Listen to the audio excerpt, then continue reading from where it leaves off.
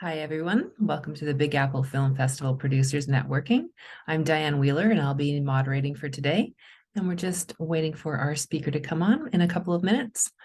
And I'd like to invite everybody to ask questions in our Q&A, and I'll get to them as soon as possible. And today is going to be fun.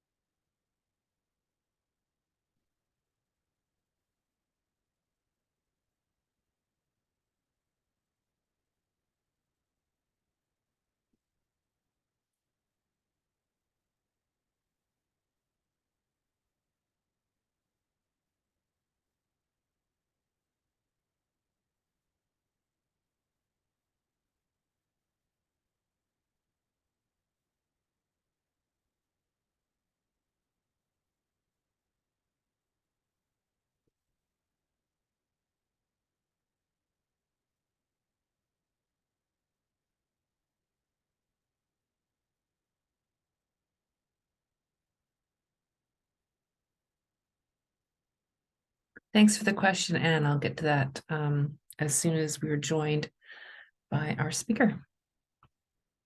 Hi, Kwame. Hi, Kwame. Can you hear me? I can hear you now. Can you hear me? Sorry. Yes, perfect. Thank you. Thank you for being here. Welcome. Thank you. Sorry I'm late. Am I late? Oh, barely. You're allowed. So yeah, here we are, the Big Apple Film Festival, our producers networking session. We have today with us Kwame Parker. Kwame, thank you again for being here. And could you tell us a little bit about yourself? Well, thank you for having me. I think this is a great format. One of the things I've always said is that, there's never been a better time to be a filmmaker, especially with all the pipelines of people wanting, I hate the word content, but wanting, stories. Mhm. So where I've come from, I'm basically a freelance producer. I'm now an executive at Netflix, but basically worked my way up literally from an office PA all the way up to executive producing. Many things along the way. One of them, the last film I did before Netflix was Green Book, which Mhm. had the privilege of winning Best Picture. Yes, fantastic. Congratulations on that. Thank you very much. It Yeah. was fun. So amazing trajectory, like you said, starting off as a PA and then being executive producer for a film that won an Oscar. So happy that you're here. We have a couple of questions already coming up for you.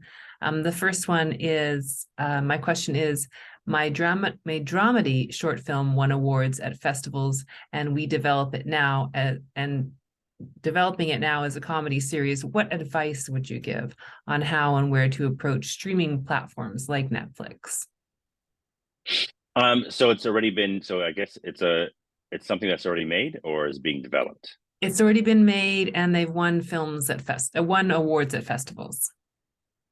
I mean, one of the things, look, it's Netflix is still structured like a studio, so a lot of content that comes to us is through agents and representations and reps. So that's always a platform that works for quick access. Another thing, though, I've always sat there and said what I love about technology right now is that with things like, let's call it YouTube or whatever that's out there, if it starts to generate enough buzz, or like you want to call it likes or views or whatever, everyone seems to get wind of that real quick. And then we will start reaching out to you, or people will start reaching out to you to figure out or gain a little bit more insight into the project, the title, ownership of it, how it could be something bigger. I mean, these are things that always seem to snowball. And I think getting that momentum for that snowball effect is really what you want to strive for.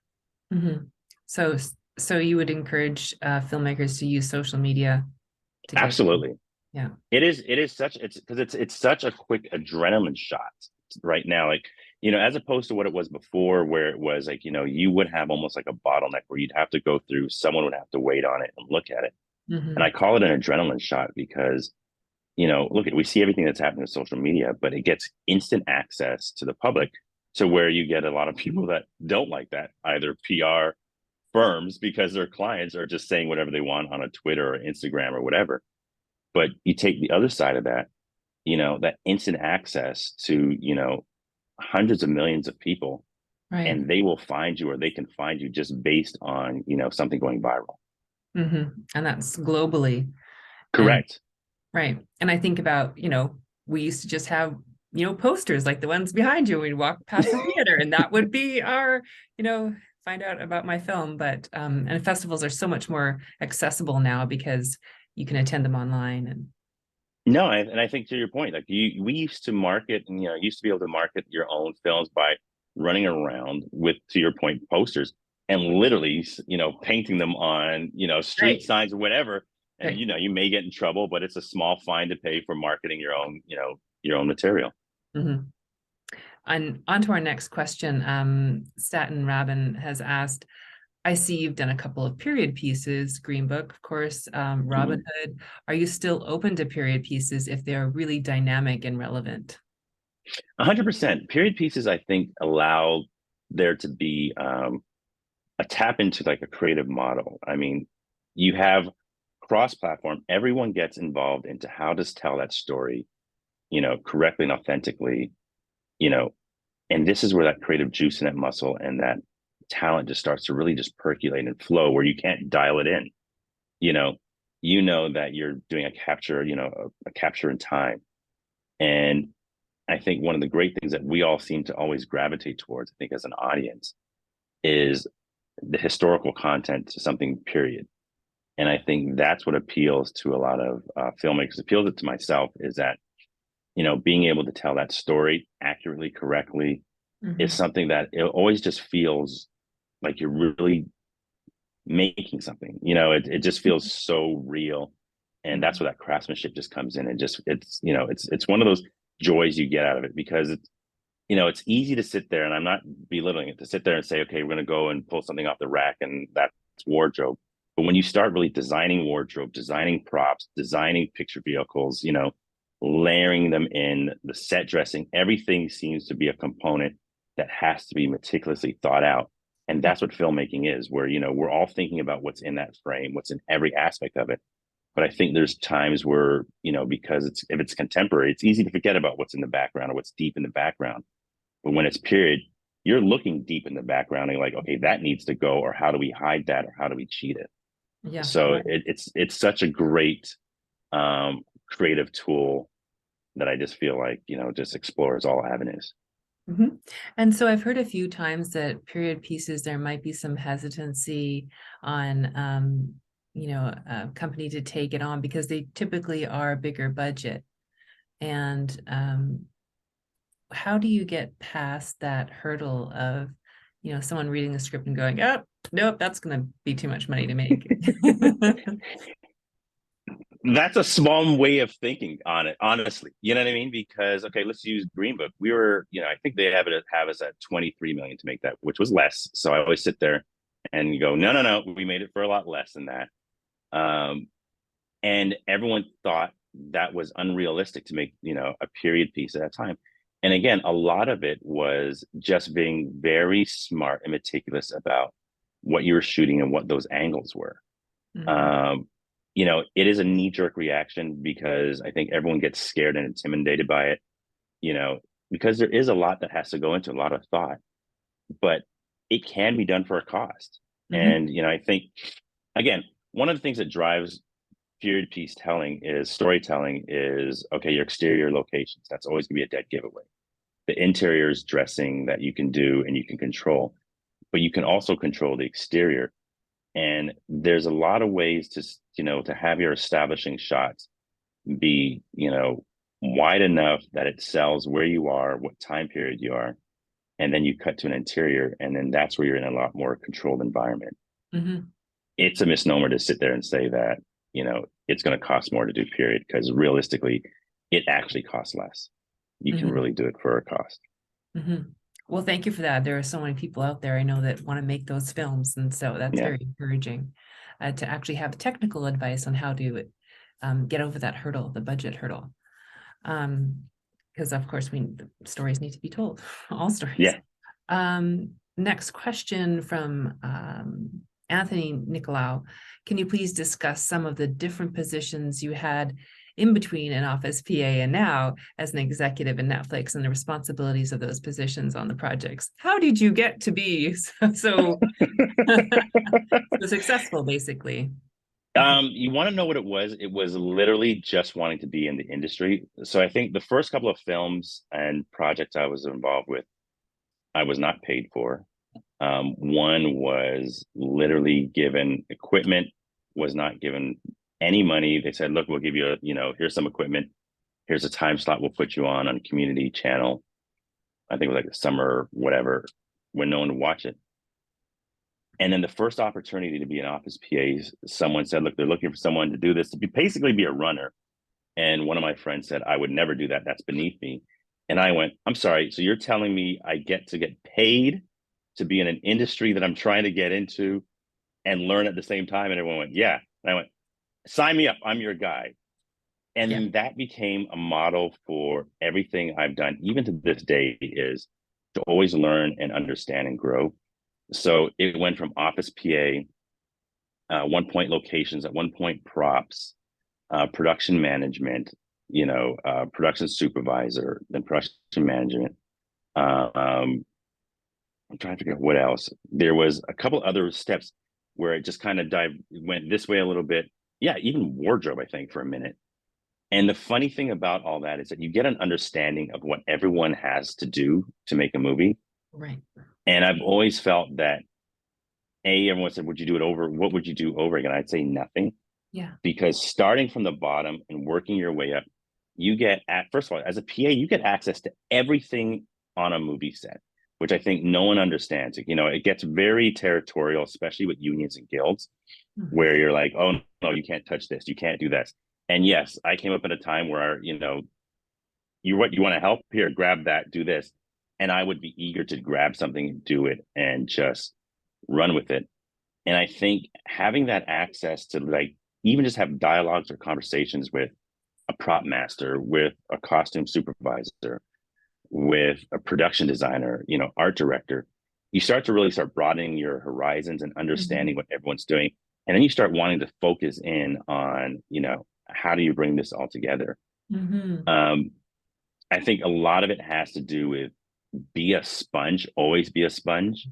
It's something that I pride myself on, even like right now to this day. There's so many things that are changing. We're at a transitional period, I think, in this industry where everyone's trying to figure out, okay, what is the balance between theatrical, streaming, are there other platforms out there that's being overlooked? So it's all kind of evolving, and it's a little bit messy, but everyone's still trying to figure it out. Right.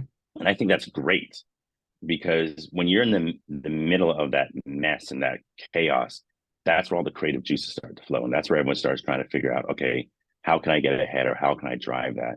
And I think paths that I've taken along the way has always been to get whatever job I could first. Yeah. And literally just excel at it.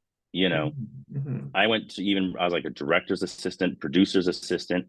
Those were phenomenal, because now I'm seeing a different aspect of, the filmmaking, of what the filmmakers go through, how people prep. Like when I was a director's assistant, seeing how directors, prepped movies was just amazing to me, because all directors did it differently. One who became a really good friend, Tom McLaughlin, who, did some of the horror films, was one who would ask me to help him with, how he would prep films, right down to Robert Townsend, the late Gregory Hines, when he did a film. There were so many people, and they all had different avenues as to how they prepared for a movie.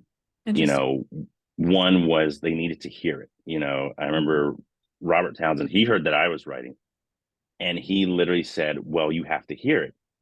And I never even thought about that. That makes total sense. I go out, well, what do you mean? He goes, get as many people you can in a room, give them all parts, and just listen to the movie. Have them, it's, you know, it's basically a table read. Mhm. But I've always thought a table reads is something you do when the film is finished and you're about to go to camera. Right. He taught me like you have to hear it, because in your head, what you hear in your head isn't necessarily what's being articulated orally, you know, in the real world.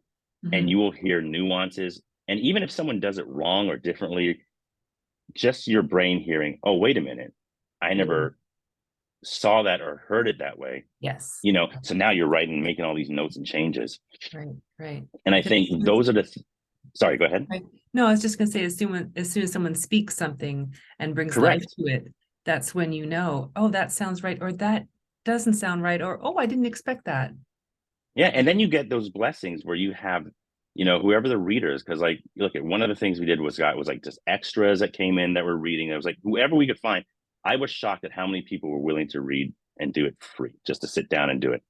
And then I learned the secret of filmmaking is pizza. You can get a lot of people to do things for free with pizza.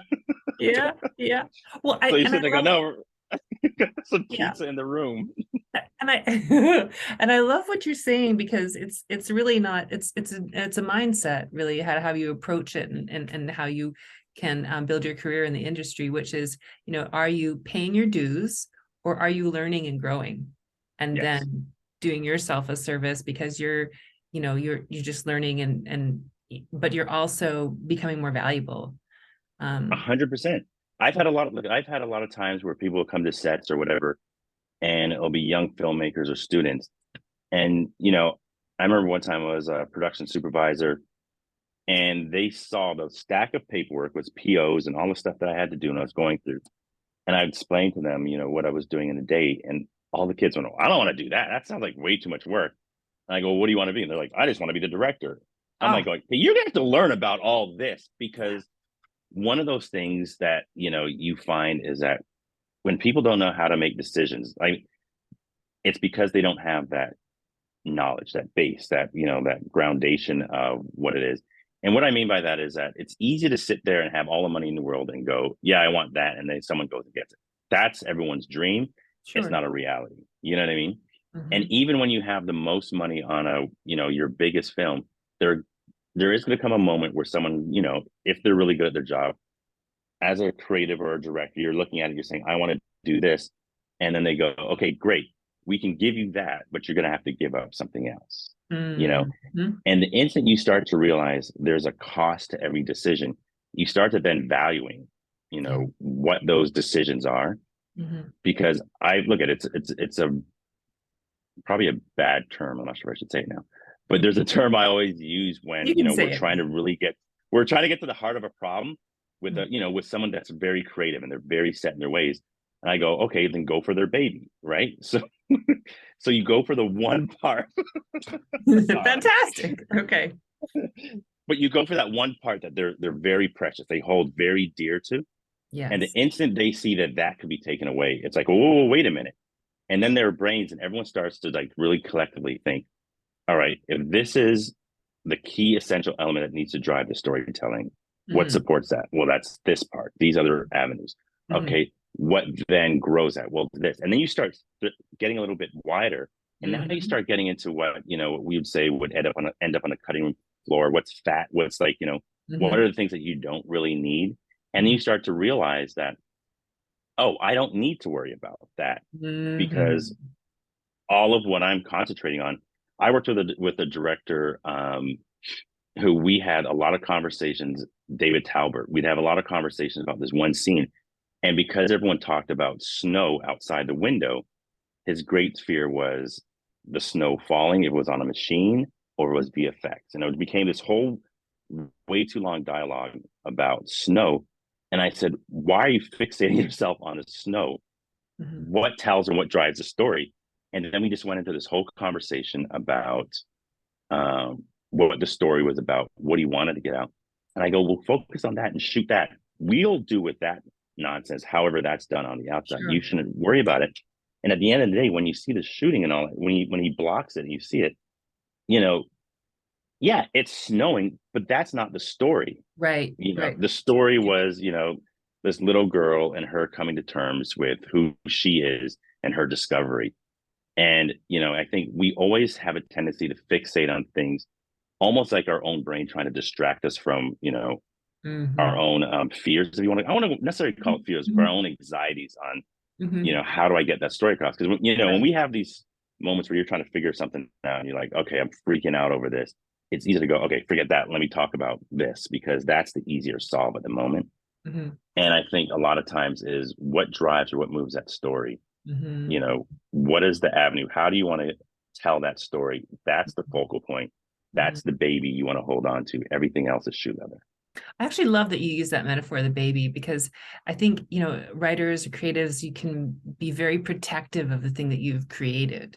Yes. And that everything around them, that environment has to be protected so that the story can come forth and be told. But in actuality, it's like you said, it's what truly needs to be protected in here to tell this story.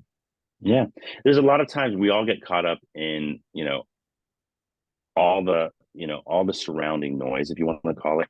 And there's like a very basic linear story that, that one thread, this is what's telling the story.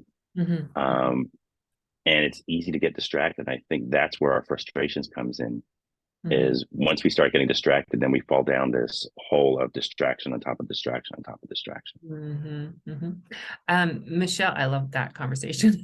Michelle has another question. Does it help to tag Netflix or other streamers in social posts when you're trying to push your project on social media? Do they actually notice this? Yeah. I They mean, do? I'm not saying you should do that, but um, it doesn't hurt. Honestly, like the reality is, look at the most someone's going to sit there and say, "Wait, that's not ours" or whatever. But tagging it, if it's done correctly, it's bringing notice or attention to something, and you have all the streaming platforms, all the companies, they have a social brand, like, a team that's all into the whole, look at, I'm telling my age, that's all into the social world and realm of it all. And yeah, someone's going to notice. So it doesn't hurt. Like even filmmakers, even studios, whatever it is that you're trying to go after, John, if you want someone to just take a look, I'm not saying they're always going to take a look or someone's going to take a look, but it really doesn't hurt. It's unless you're not being destructive, and it literally is, God, I would love, like, I have someone that tags me for stuff that they do. I don't know how they, and I'm always like, okay. And then, odd times like, wait, that's pretty good, you know, Mhm. and they're just messing around with a lot of shorts. And not even a lot of shorts, but just stuff that they shoot with their iPhone or whatever they're shooting it with. Mhm. And, it does start a conversation. So, all you really want to do is start a conversation. And, it's not guaranteeing anything, but if something can trigger or start a conversation, why not? I'm probably Mhm. gonna get in trouble for that. There we go. Maybe you're gonna call. What were you thinking? Um, so I always like to ask this question. Do you have anything you're watching right now that you love that really is speaking to you or compelling? Um, I'm trying to figure out, like, when we say like TV, like on streaming or some of the platforms. Yeah. Let's see. Well, look, I I guess just you can't saw. say anything on Hulu, can you? Literally, I'm sitting there editing everything in my head right now. I go, I Not did just that, see. not that. Yeah, I did just see Wakanda. Yeah. But okay, look at I look at it. It's all fine. We all understand that it's all one big family, and it's not a huge competition, even though a lot of people say it is. Andor, which is on Disney Plus. That's Star Wars. I'm a Star Wars nerd, so I'm not gonna lie, Yeah. and I do like how the storytelling, has. I love the story and I love the style of it. It's very traditional Star Wars. If that, it's going back to almost like its roots. Hmm. There was a lot of the previous shows that were done on, like, what's called a volume, Hmm. where it's a complete LED world or wall, and I think Hmm. that's technology that's really growing. And I think, this generation is going to kick ass with it. Hmm. Um, but everyone's still trying to figure out when to use it, when not to use it. And then Andor went back to pretty much traditional locations, set pieces, builds. Mhm. And, Tony Gilroy's, I believe, is, a showrunner or one of the writers and directors of it. So there's always going to be that aesthetic, but it's just real interesting to watch which I think I just saw the finale this weekend, but yeah, Mhm. you do have that. Um, yeah, I'm just gonna leave it at that because everything else I'm beginning to think about is like, oh, that's off that. Yeah, yeah, yeah, yeah. And so There's a great one coming on Netflix. Look, let me just do a Netflix plug. Slumberland, which story wise, is there is a good story through line there that I don't want to give it away, but that's something that I'm really curious to see how everyone responds to. when's that coming out? That comes out in I think 2 or 3 weeks. Oh, okay, soon. Okay, we'll watch Yeah. for it.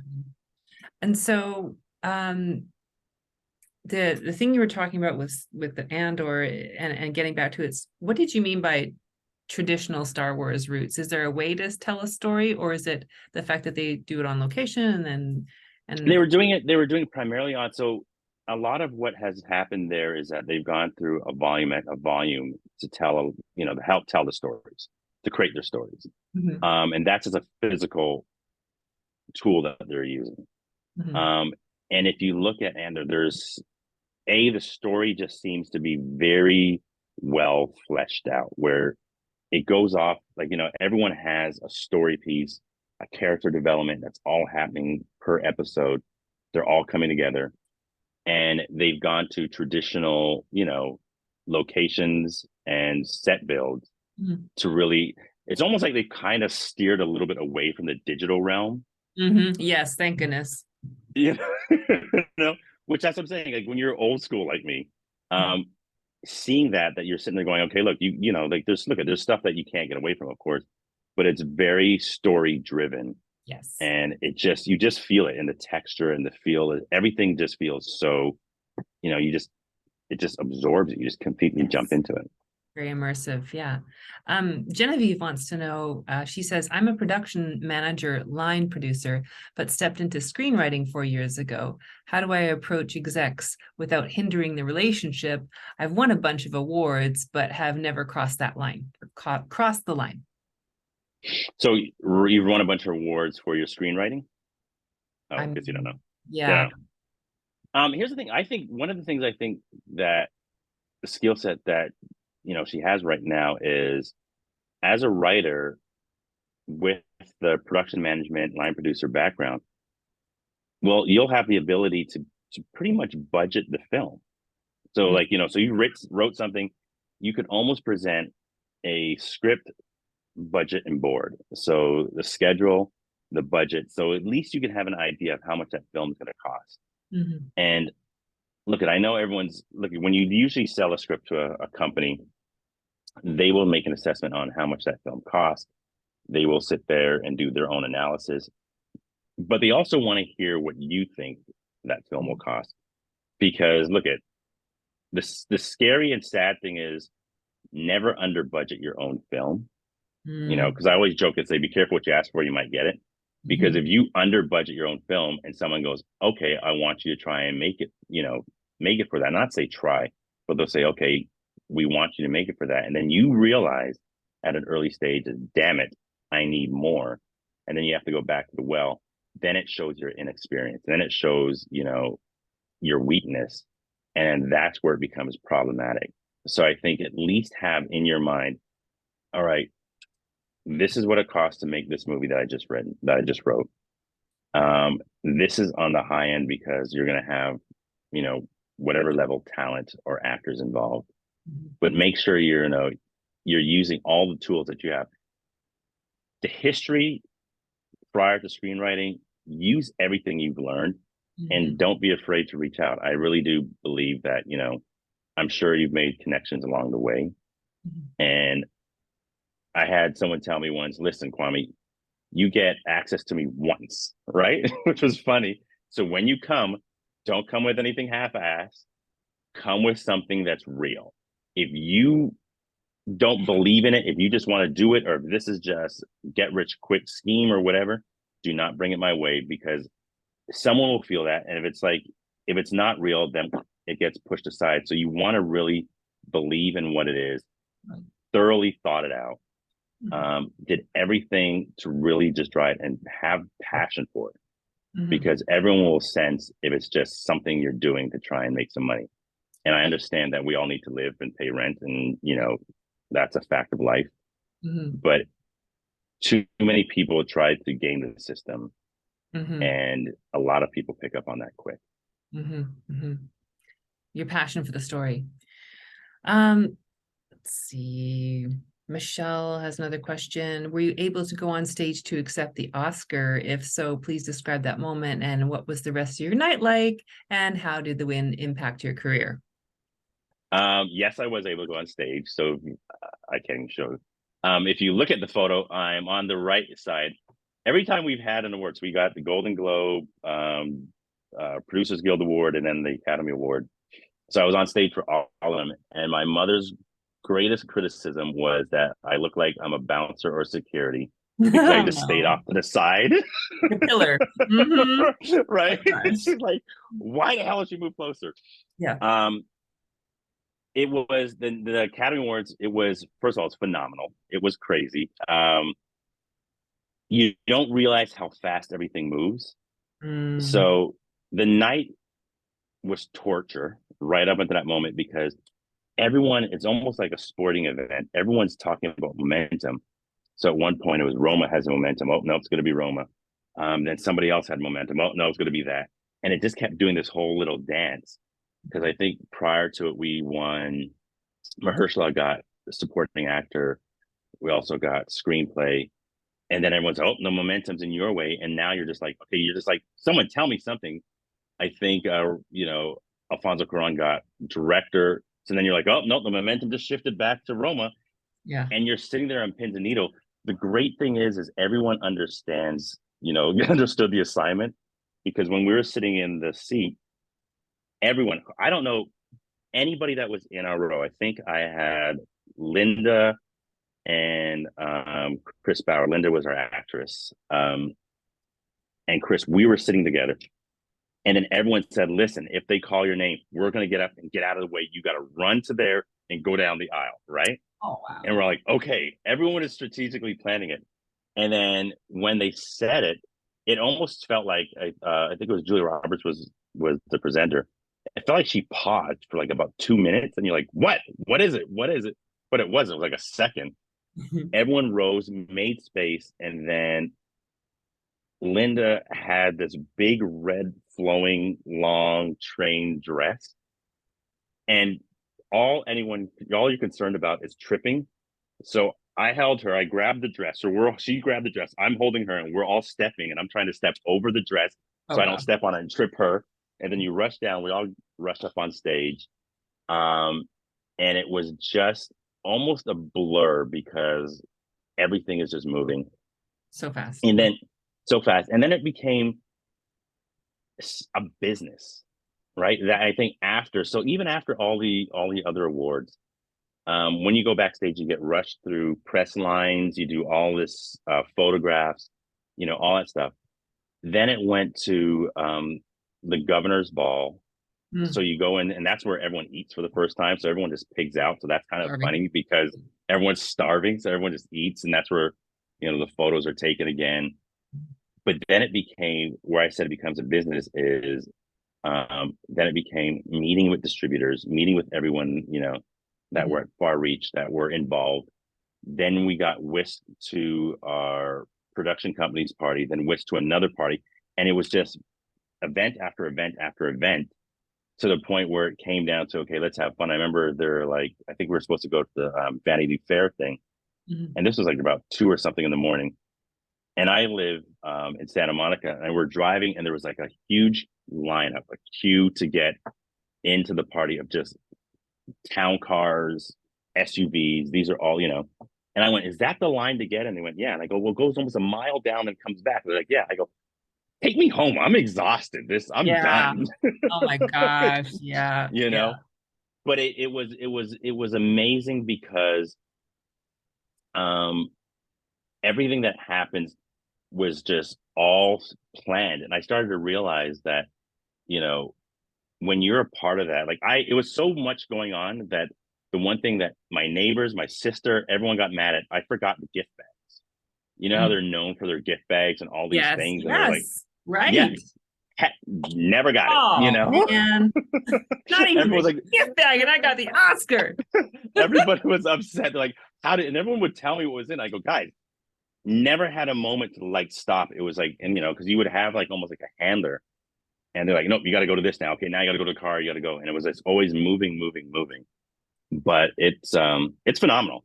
It's exhausting, phenomenal, and All the such a things. privilege. Yeah, such a privilege. I mean, it truly is a privilege and an honor.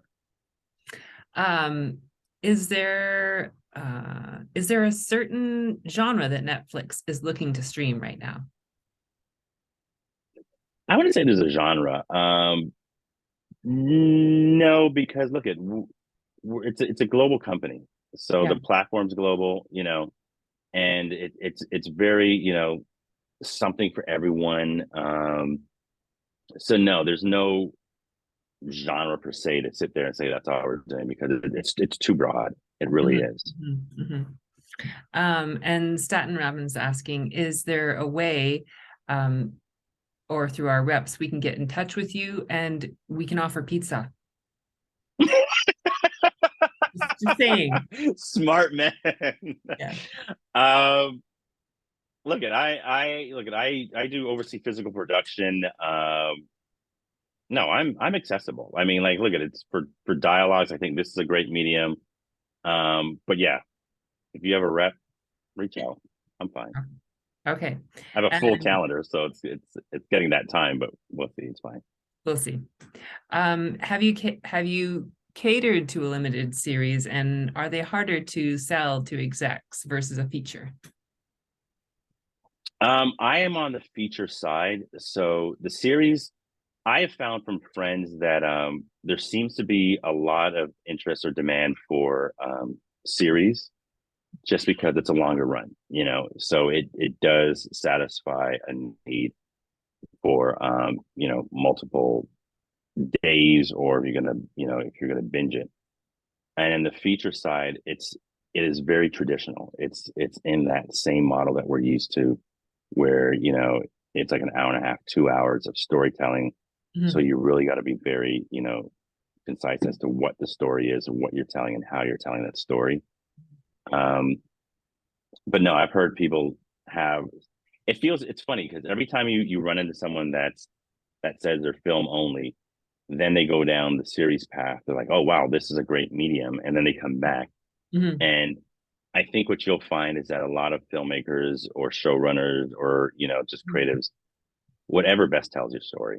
You Mhm. know, there are moments where, you know, you need the time to flesh out or tell that story over multiple episodes.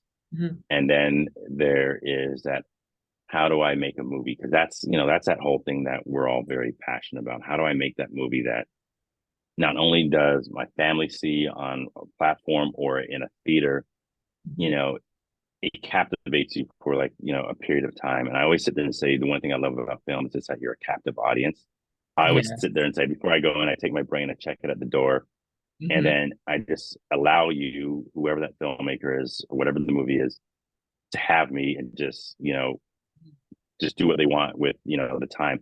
I Mhm. just saw this weekend Wakanda. That's, I think it was 2 hours and 45 minutes. It did not feel that way at all Yeah. because, you know, you were just sit there immersed in everything that they had done. It's just beautiful. I love the medium. I love filmmaking. I think it's just great. Have you seen The Woman King? Yes. Oh my Mm, God. Just every minute I was just, it's like you say, you're immersed and you just yeah. hand yourself over to the experience. And I went with my son, and yeah, he's, a teenager, and he loved it. So It was what I loved about it was I don't know, I went in thinking something different, and the story was, it was just so well told. mhm. It just went down, and then when it just turned, and it was just, I loved it. I mean, I felt so, you know, I always love when you come out of a movie and you want to start being the characters in that film. You right? Yeah. And I realized I'm a grown ass man. I need to stop. I need to just You know. stop for a bit. Yeah. Yeah. Oh my God. And you talked about earlier about making, period piece films, and I know Viola Davis fought so hard for that film so long, and I think that's one of the things that we talk about sometimes in these networking sessions is it takes a while to make the film that you're passionate about. Yeah, yeah. So. I've been fortunate that, and it's funny. I think again going through PA and producer assistant, director assistant. I think I've done 3 or 4 movies with Viola, and I remember we one time had dinner. We were doing a film in Spain, and we had dinner, and I was just picking her brain. She's like, first of all, the most beautiful person you'll meet. And the one thing that I remember she said is that she loves her craft. Mm. She goes, Kwame, and I know, again, get somebody in trouble now. She goes, I love my craft. I don't care if it's theater, community play, TV, feature film, whatever. I just love to act. And if Mhm. I could just keep acting and act, I'm always going to, go down that path. And you just see it with her career and what she brings to films and what she brings to TV shows. What she brings is literally, someone who just becomes that character.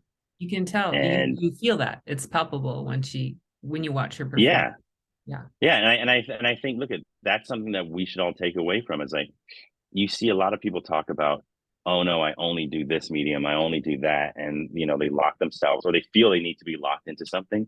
Mhm. Get out of that. Whatever you can do to tell a story. I mean, like, look, that's what we're in. We're in a storytelling medium. And Mhm. whatever you can find, whatever vehicle or vessel to tell that story, Mhm. use it, Mhm. because all it does is make you better because then you start, you know, again, you keep learning from everything you do. You have mistakes, and you learn, what you're going to do next Mhm. differently, and how to evolve and grow.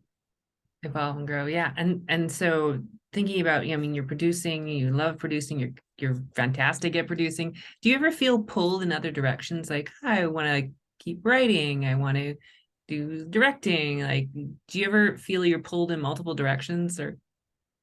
Yeah, all the time. I mean, like, I think when I started out with all aspirations to be a director. Mhm. Writing. I've always had this. I want to direct what I've written. I used to write a lot, then directing, and then it just everything just pushed me into more producing. Pulling it together, figuring it out. And I think, yeah, there's always moments or times where I sit there and go, I gotta go back and Mhm. Mhm. direct or write. So all the time. Mhm. It all depends. Like, there's moments that I just fall in love with. When you're watching them score a film or the mix, and you're in that room and you have like an entire orchestra just playing to whatever the film is on the screen and all that.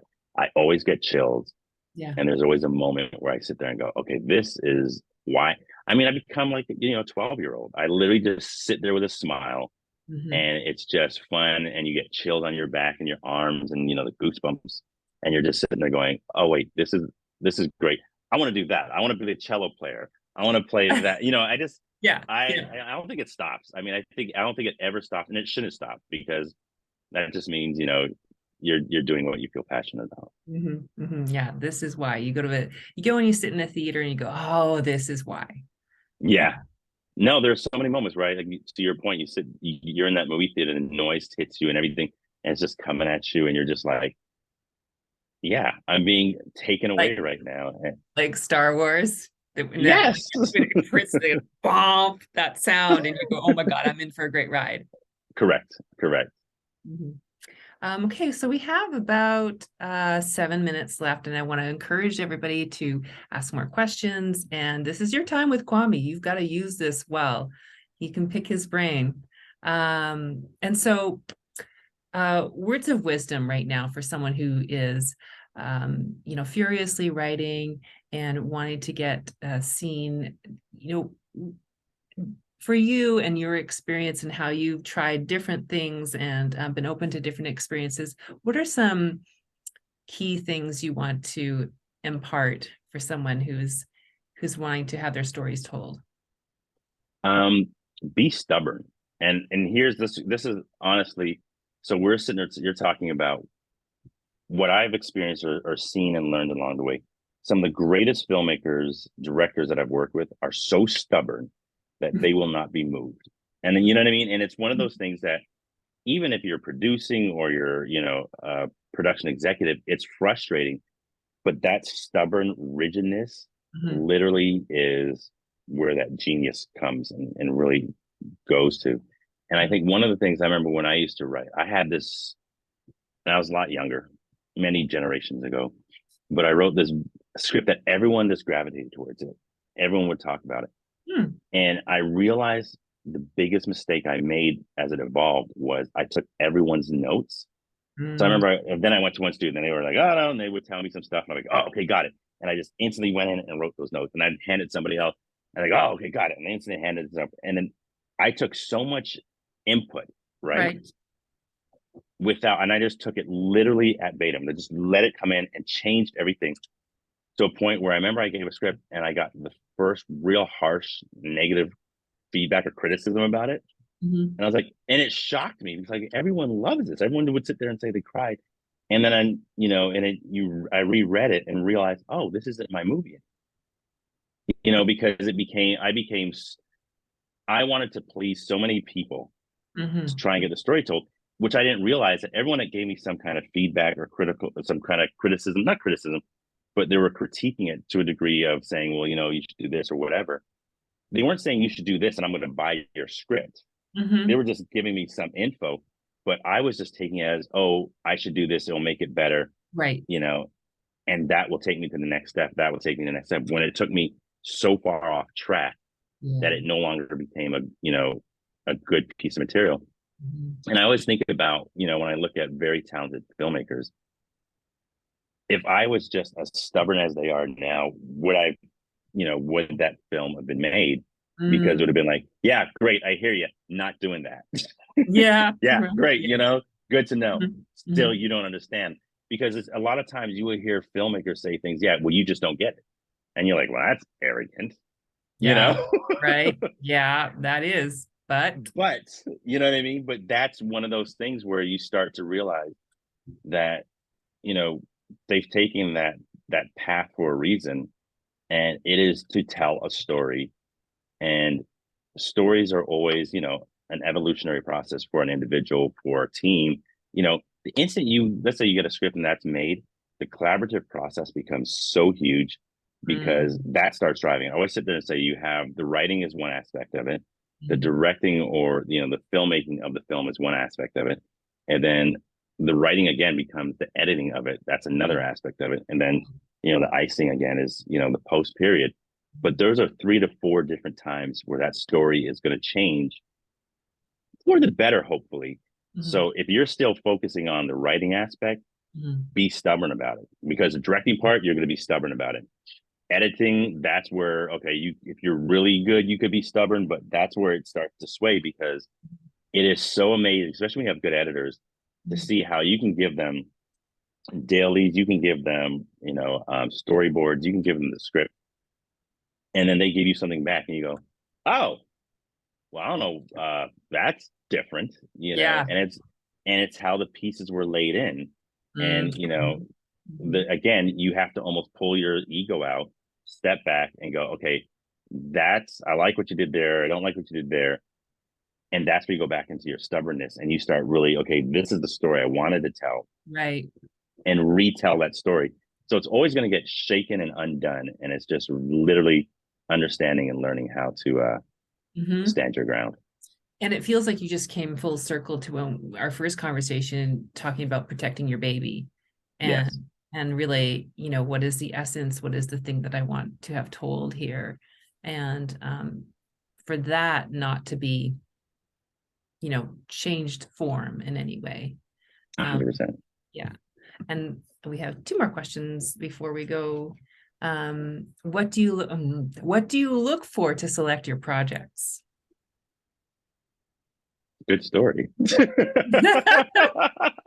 know what I mean? It's like it's so easy to read something and go, oh yeah, you know. But to read something, a Green Book is a great example. When I close that script, right? I said, come hell or high water, I'm making this movie. Yeah. And the movie had gone around the entire town. Everyone passed on it. Everyone said it was, you had other reasons why. I don't even know why, but everyone said why it couldn't be done. And yeah, Mhm. cost was, it was, you needed more money, couldn't be done for that number. And I was like, no, we can do this. And I think, the story and how it spoke to me, I think it spoke to others, you know, that's the thing that always just is the first engaging trigger point. That Mhm. first impression, your first impression is going to be that script. Mhm. Mhm. And Michelle's asking, how much money can one expect Netflix to pay for films and series by unknowns? How I much? have no idea. I am not answering that question. Um, Look, that's all a conversation that will happen with your agent, your rep, and you know, yeah, I am not giving you a number. What are you, crazy? A whole bunch. Um, um, okay, well, you know what? On that note, we're actually all wrapped up for today, and I wanted to thank you so much for sharing all your wisdom and just all the experience you have. And everyone, by the way, has always said, please say thank you. So for every question that you answered, they want you to know that they're very grateful. And again, and Kwame, it's been such a pleasure to talk with you. And thank you for being here at the Big Apple Film Festival. Thank you, and good luck, guys. Just stay at it. It's gonna be fun. Okay, bye. Bye bye now. Appreciate it.